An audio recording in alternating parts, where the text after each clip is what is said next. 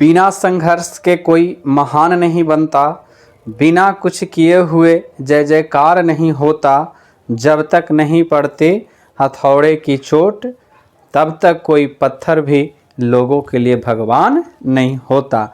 इसलिए मेरे प्यारे बच्चों, संघर्ष करना सीखिए।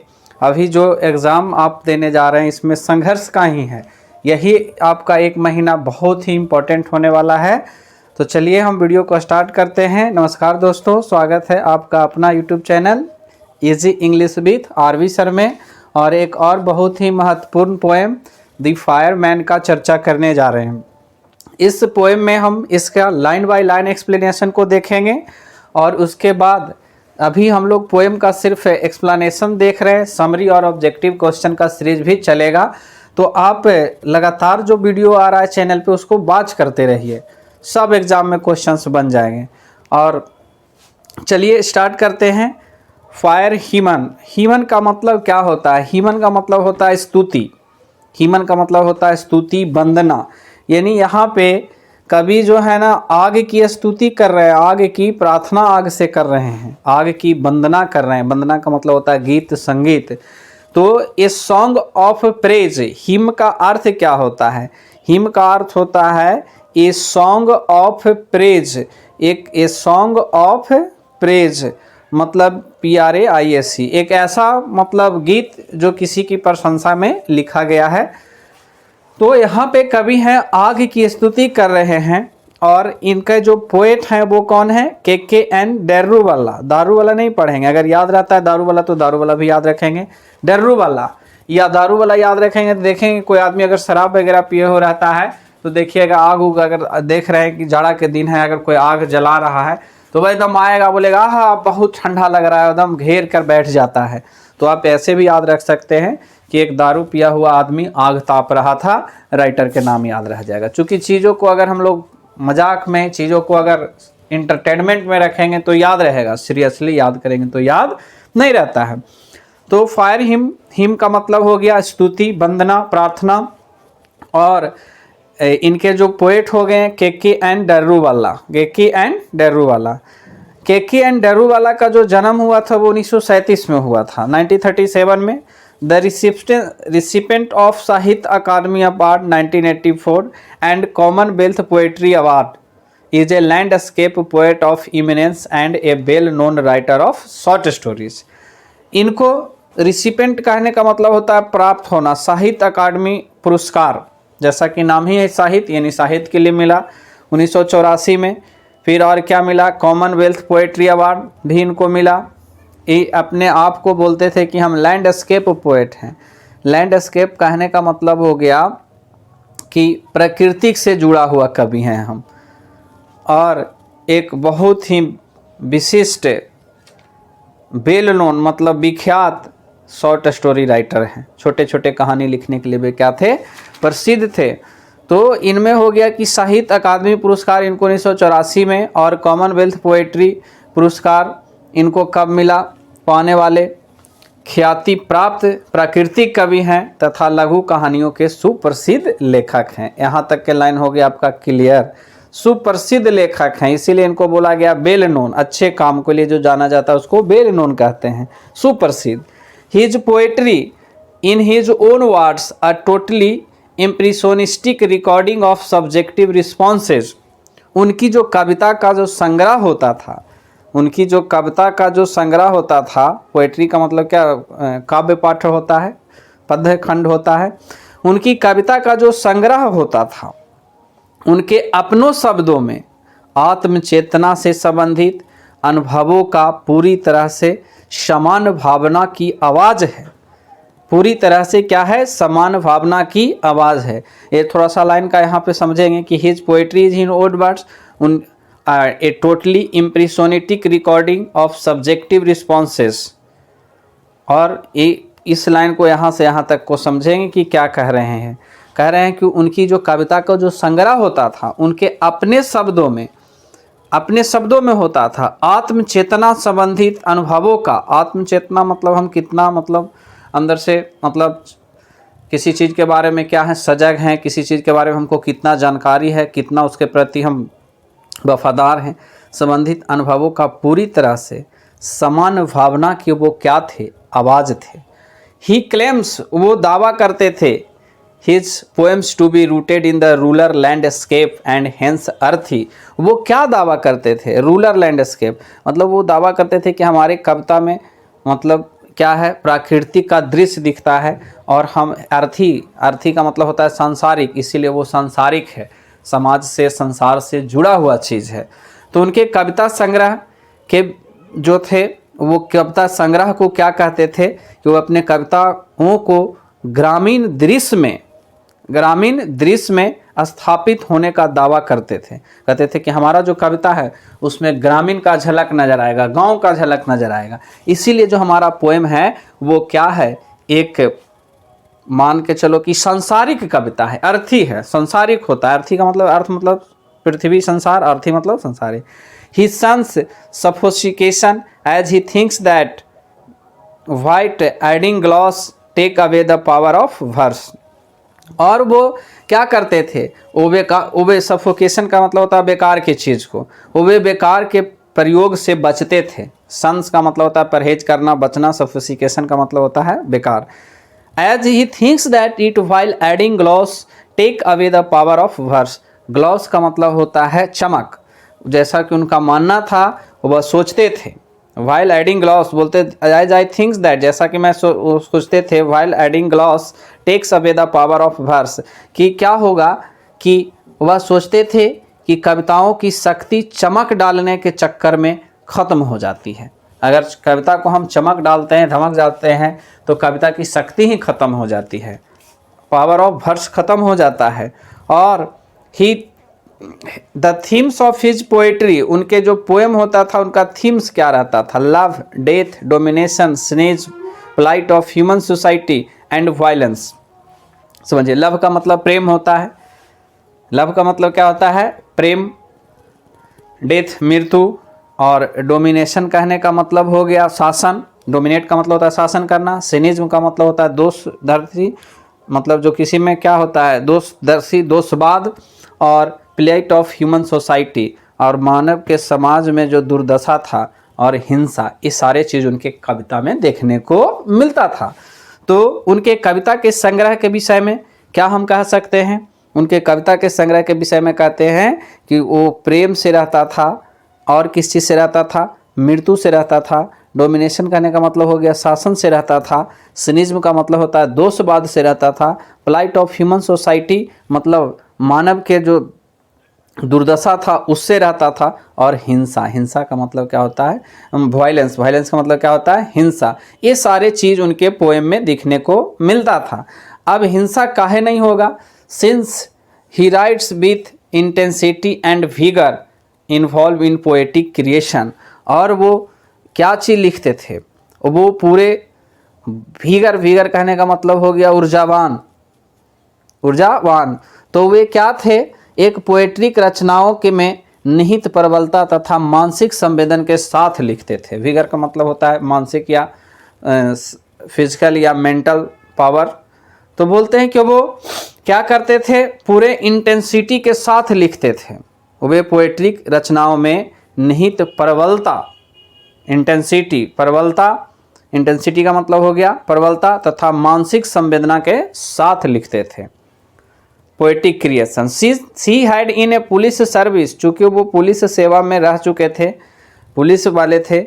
Violence is unavoidable in his poetry, इसीलिए जैसा कि उनके पुलिस सेवा में रहने के कारण उनकी जो कविता संग्रह में अहिंसा को नहीं नकारा जा सकता है, मतलब अहिंसा अवश्य संभवी है, मतलब उनके जो पोएम रहता था उसमें हिंसा की चर्चा होती थी। His important volume of verse, उनके कुछ महत्वपूर्ण पोएम्स, महत्वपूर्ण रचना है, अंडर ओरियन 1970 में, अप्रिएशन इन अप्रैल 1971 में, एंड क्रॉसिंग ऑफ रिवर्स 1976 में। चलिए, ये केके एंड दारूवाला के बारे में हम लोग को कुछ जानकारी मिल गया, और केके एंड दारूवाला के बारे में और आगे अब पोएम में हम लोग देखते हैं कि ये फायर ह्यूमन में पोएम क्या है कहते हैं।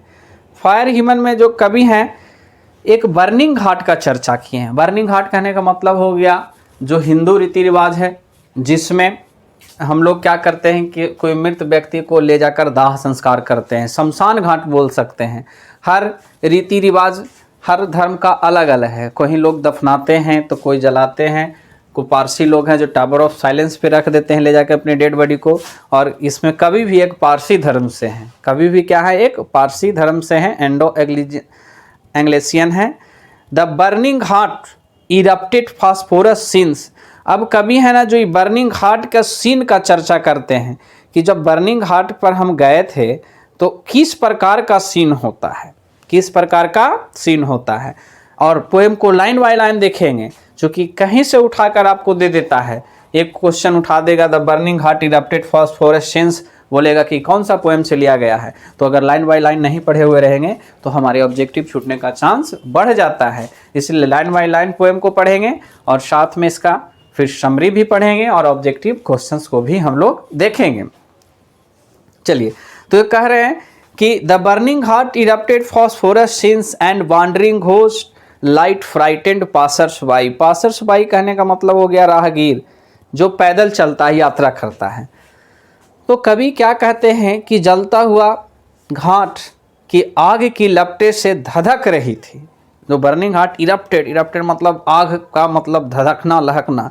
तो जो जलता हुआ घाट जो था आग की लपटों से धधक रही थी और उसके इधर उधर भूत की रोशनी यानी भटकती हुई आत्मा राहगीरों को डरा रही थी, राहगीरों को फ्राइटेंड कर रही थी। फ्राइटेंड का मतलब होता है, मतलब जो आग में से लपटें निकल रहा था, इतना भयानक लपट था कि मानो कि वो क्या है, एक भूत की तरह लहर बनकर दौड़ रहा है। और वहाँ से हर गुजरने वाले व्यक्ति, हर राहगीर को मानो भय पैदा हो जाता था, डर पैदा हो जाता था। ऐसे भी कहीं हम देखेंगे कि डेड बॉडी को जलाया जा रहा है, अगर रात की बात हो तब और बहुत ज़्यादा एकदम डर लगने लगता है।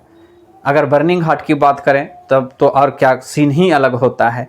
कभी शमशान घाट पे हम लोग अगर जाते हैं तो देखते हैं कि क्या गजब का सीन होता है, लगता है कि सारा दुनिया ही कुछ नहीं है बस। लेकिन शमशान से निकलने के बाद फिर सारा हम लोग अपना ही दुनिया में मग्न हो जाते हैं। तो लेखक कह रहे हैं, कवि कह रहे हैं कि जो बर्निंग हार्ट था आग की लपटों से धधक रही थी, फास्फोरस सीन, एकदम भयानक सीन था। और उसके इधर उधर भूत की रोशनी, भटकती आत्मा राहगीरों को डरा रही थी। As moonlight skulked among the bones, जैसे ही चंद्रमा के प्रकाश, चंद्रमा की रोशनी हड्डियों के बीच से गुजर रही थी। मानो कि चंद्रमा की जो रोशनी है, चंद्रमा का जो प्रकाश है, वो हड्डियों के बीच से होकर गुजर रही थी। देखेंगे यहाँ पर कवि क्या कह रहे हैं कि जिससे जो रात्रि का समय होता है, जब डेड बॉडी को जलाया जा रहा था तो जो जब एकदम लाल लाल हो जाता है, जैसे कैसे हम लोग कोई कोयला जलाते हैं तो धुआं मतलब एकदम पूरा अपने तौब में आ जाता है, तो जो लालिमा होता है वो चंद्रमा के प्रकाश में और ज़्यादा मतलब लाल दिखेगा। आग का जो लपट है, आग का जो लालिमा है, वो दिन में उतना दिखाई नहीं देगा जितना रात में दूर से दिखाई देगा। तो कवि कहते हैं कि मानो कि जो चंद्रमा की रोशनी है वो हड्डियों से बीच से होकर गुजर रही थी, मतलब चंद्रमा के प्रकाश पूरा उस पर पड़ रहा था। Once strolling down past river bank and ghat. Strolling down का मतलब ऐसे ही फुर्सत में थे कभी तो वो घूमने चले गए। बोलते हैं कि एक बार मैं नदी के किनारे और घाट से होकर गुजर रहा था। एक बार मैं नदी के किनारे घाट से होकर क्या हो रहा था, गुजर रहा था। बिसा embers losing their cruel redness to the grey ash that swallows all half cooked limbs. Redness का मतलब होता है लालीपन, ग्रे का मतलब होता है भूरा और आस का मतलब होता है ASH, आस का मतलब होता है राख। एक बार मैं नदी के किनारे और घाट से क्या हो रहा था, गुजर रहा था। कवि कह रहे हैं कि मैं घाट के किनारे से गुजर रहा था, मैंने देखा। हमने क्या देखा, हमने अंगारों को देखा जो सब कुछ निगल कर, वो अंगारा क्या बोलते हैं, आग का जो लालीपन होता है, अंगारे को देखा, वो सब कुछ निगल कर लालीपन राख में परिवर्तित हो रहा था। मतलब धीरे धीरे करके आग क्या हो जाता था, बूझ रहा था, मानो सब कुछ निगल गया था। ऐसा मतलब ताकतवर है और वो धीरे धीरे राख में तब्दील हो रहा था। To the grey ashes half cooked limbs, और मैंने उसको देखा। और अर्थात कवि क्या कह रहे हैं कि आग की अंगारों मृतकों को निर्दयता पूर्वक क्या कर रही थी, जला रही थी, और अपनी जली हुई अंगुलियों को आग के इस अनैतिक व्यवहार की गवाह थे। अर्थात आग अपने मृतकों को अंगुलियों को क्या कर रहा था, अपनी जली हुई छोड़ दिया था, जली हुई रख दिए थे। हाल्फ कुक्ड लिम्स कहने का मतलब हो गया शरीर का ऐसा पार्ट जो अभी पूर्ण तरह से नहीं जला था। तो कवि इस लाइन में कह रहे हैं कि आग के अंगारे मृतकों को निर्दयता पूर्वक क्या कर रही थी, जला रहा था, और आधी जली हुई उंगलियां, हाल्फ कुक्ड लिम्स, आधी हुई जली हुई अंगुलियां इस अनैतिक व्यवहार का। Bore witness to the bore debauchery, इस लाइन में ये bore witness to fire debauchery, debauchery का मतलब होता है अनैतिक व्यवहार। तो बोल रहे हैं कवि कि अनैतिक व्यवहार की गवाह थे, अर्थात आग अपने मृतकों की अंगुलियों को क्या कर दिया था, आधी जली हुई छोड़ दिया था। My father said you see those half Burns fingers, और मेरे पिताजी ने कहा क्या तुमने उस आधी जली हुई फिंगर्स को देखा। फिंगर्स का मतलब क्या होता है, उंगली को। कभी अपने पिता के साथ गए थे बर्निंग हार्ट पे घूमने के लिए। चलिए आगे देखते हैं, बहुत ही खूबसूरत पोएम है, एकदम ध्यान से पढ़िएगा, समझ में आ जाएगा। फिर क्या कह रहे हैं, and bone stubs the fire at times forget it dates. कभी कहते हैं कि हमारे पिताजी ने क्या पूछा, क्या तुम उन अधजली अंगुलियों को और शरीर का हिस्सा को देखे हो। तो मेरे पिताजी ये कहते हैं कि वो जो अंगुली और अधजली हुई हड्डियां जो देख रहे हो, आग कभी अपने मृतकों को भूल जाती है। ये आग कभी अपने मृतकों को क्या करती है, भूल जाती है। और ये जोरस्टिशियंस का मतलब होता है जो पारसी धर्म को मानते हैं, और ये इनका जो नेशनलिटी था वो इंडो एग्लिशियंस थे, मतलब आधा अंग्रेज और आधा इंडियंस। तो बोल रहे हैं कि माई चाइल्ड फिंगर्स क्लिंच्ड, एक अर्थात मतलब कह रहे हैं इसमें कभी क्या कि इस लाइन को यहाँ तक फायर टाइम्स फॉरगेट्स इस डेट्स का मतलब एक बार फिर से यहाँ तक से समझ लीजिए कि कभी कहने का भाव ये है कि आग अपने मृतकों से निर्दयता पूर्वक व्यवहार करती है, जिससे वह शरीर के कुछ भाग बिना जलाए हुए छोड़ देती है। और ए जोरिस्टिशियंस आई माई चाइल्ड फिंगर्स क्लेंच्ड, और मैं एक पारसी हूँ, मेरी बचपन की अंगुलियां दर्द से कड़क गई थी। दर्द से क्या हो गई थी, कड़क गई थी। Into a little knot of pain I share to save from the scene of forgetfulness, और मैं उसी दिन क्या किया था कि कसम खाया था कि इस आग को जो किए हुए अनैतिक व्यवहार जो अपने मृतकों को छोड़ देता है, उसके किए गए जो पाप है, सीन का मतलब पाप है, उसको मैं बचाने का कसम खाता हूँ। अब इस लाइन को यहाँ से थोड़ा सा समझेंगे एक बार फिर। इस लाइन को तो याद ही रखेंगे, I swear to save fire from the scene of forgetfulness. यहाँ बोल रहे हैं आई जोरिस्टिशियंस माई चाइल्ड फाइगर्स क्लिंच्ड, अर्थात कवि क्या कह रहे हैं, कवि कहने का भाव है कि आग अपने मृतकों को भूल जाता है, वह शरीर का कुछ हिस्सा अधजला छोड़ देता है, वह अपने मृतकों के साथ निर्दयता से व्यवहार करता है। अतः कवि शपथ लेते हैं, सूर का मतलब होता है शपथ लेना, कसम खाना। शपथ लेते हैं, क्या शपथ लेते हैं कि मैं आग के इस भूल से रक्षा करूँगा, कि अब इसको नहीं भूले, अपने मृतकों को अच्छी तरीक़ा से क्या करे, जला दे, उसको राख में मिला दे। I never forget and 20 years ago, कभी बोलते हैं मैं कभी नहीं भूला हूँ। आज 21 वर्ष पहले की घटना है, लेकिन अभी तक मैं नहीं भूला हूँ। और क्या घटना है, as I consigned my first born to the flames, जैसा इसलिए नहीं भूला हूँ कि मैंने अपने पहले बच्चे को आग के हवाले कर दिया था। कंसाइंड का मतलब होता है सुपुर्द करना, हवाले करना। अब कभी आग के हवाले कर रहे हैं, वो भूले क्यों नहीं हैं, क्योंकि कभी एक पारसी धर्म से आते हैं, और पारसी धर्म में डेड बॉडी को जलाया नहीं जाता है, डेड बॉडी को दफनाया भी नहीं जाता है, उसका तरीका कुछ और है। और वो तरीका क्या होता है, उसमें एक टावर ऑफ साइलेंस होता है। यह देखिए, टावर ऑफ साइलेंस अगर जैसे ही आपको याद आए तो टावर का मतलब बहुत ऊंचा होता है कोई भी चीज़, और साइलेंस का मतलब मौन, मतलब आदमी मर गया तो साइलेंस हो गया।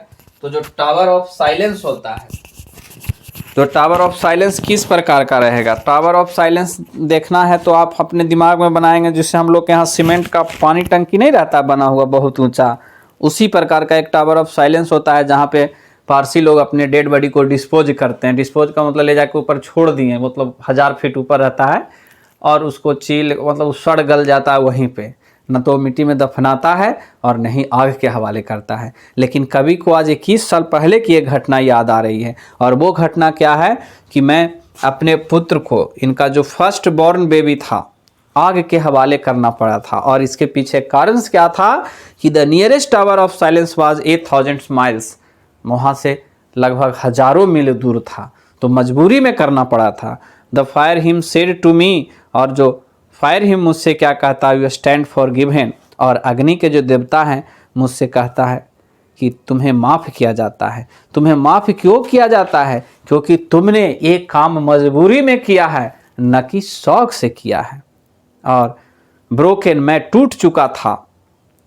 इट रिवेलियस आई सोर दिस टाइम, मैं टूट चुका था, फिर भी विद्रोही भावना से मैं इस समय आगे की समाधान की पाप से रक्षा करने का शपथ लेता हूँ। सोर दिस टाइम फिर to save it from the scene of forgiving, मतलब कवि क्या कहना चाह रहे हैं कि मैं तो क्या हो गया था, टूट चुका था, कि मैंने अपने धर्म के खिलाफ जाकर अपना काम किया है। अपने बच्चे को आग के हवाले नहीं करना चाहिए था। फर्स्ट बेबी बॉर्न था, पहला जन्मा हुआ बच्चा, और आज से 21 साल पहले की कहानी इनको याद है। अर्थात कवि कहते हैं कि आग जो अपने मृतकों को जलाकर फिर क्षमा करने का जो पाप करता है, आग को जला दिया उसके बाद फिर बोलता है कि जाओ क्षमा करते हैं, ये जो क्षमा करने का पाप करता है उससे मैं रक्षा करूँगा, यानी मैं अपने बच्चे को कभी आग के हवाले नहीं करूँगा। तो एक बहुत ही खूबसूरत सा पोएम्स आप केक्की एंड डेरूवाला का। चलिए, तो आप इस पोएम को समझेंगे, आनंद लेंगे, अच्छा लगेगा वीडियो ज़रूर, आशा करते हैं।